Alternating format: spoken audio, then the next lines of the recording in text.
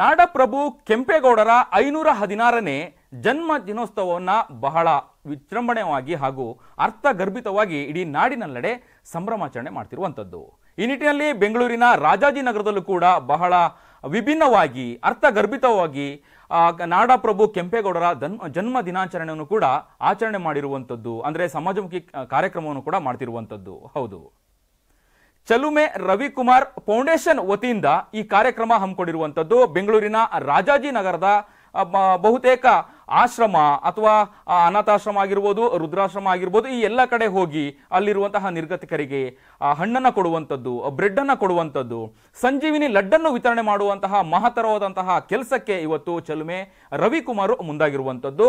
ಆ ನಂತರದಲ್ಲಿ ರಾಜಾಜಿನಗರದಲ್ಲಿರುವಂತಹ ESI ಆಸ್ಪತ್ರೆಗೂ ಕೂಡ ತೆರಳಿ ಹೊರ ರೋಗಿಗಳಿಗೆ ಹಣ್ಣು ಮತ್ತೆ ಬ್ರೆಡ್ ಹಾಗೆ ಸಂಜೀವಿನಿ ಲಡ್ಡನ್ನು ಕೂಡ ವಿತರಣೆ ಮಾಡಿರುವಂಥದ್ದು. ಆಸ್ಪತ್ರೆ ಸುಮಾರು 500ಕ್ಕೂ ಹೆಚ್ಚು ಹೊರ ರೋಗಿಗಳಿಗೆ ಈ ರೀತಿಯಾದಂತಹ ದಾನವನ್ನ ಮಾಡುವಂಥದ್ದು. ಅಂದ್ರೆ ಕೆಂಪೇಗೌಡರು ಬರೀ ಬೆಂಗಳೂರನ್ನ ಕಟ್ಟಿರುವಂಥದ್ದು ಮಾತ್ರ ಅಲ್ಲ, ದಾನ ಧರ್ಮಕ್ಕೂ ಕೂಡ ಹೆಸರುವಾಸಿಯಾಗಿರುವಂಥದ್ದು. ಹಾಗಾಗಿ ಅವರ ನಿದರ್ಶನದಲ್ಲಿ ನಾವಿವತ್ತು ಈ ರೀತಿಯಾದಂತಹ ಕೆಲಸವನ್ನ ಮಾಡಿದ್ದೀವಿ ಅನ್ನುವಂತಹ ಮಾಹಿತಿಯನ್ನು ಕೂಡ ಹಂಚಿಕೊಂಡ್ರು. ಏನೇ ಆಗಲಿ, ಇವತ್ತು ನಾಡಪ್ರಭು ಕೆಂಪೇಗೌಡರ 516ನೇ ಜನ್ಮ ದಿನೋತ್ಸವವನ್ನ ಇಡೀ ನಾಡಿನೆಲ್ಲೆಡೆ ಸಂಭ್ರಮಾಚರಣೆ ಮಾಡ್ತಿರುವಂಥದ್ದು. ಅದರಲ್ಲೂ ಚಲುಮೆ ರವಿಕುಮಾರ್ ಫೌಂಡೇಶನ್ ವತಿಯಿಂದ ಈ ರೀತಿಯಾದಂತಹ ಸಮಾಜಮುಖಿ ಕಾರ್ಯಕ್ರಮ ಆಗಿರುವಂಥದ್ದು ನಿಜಕ್ಕೂ ಕೂಡ ಹೆಮ್ಮೆಯ ವಿಚಾರ.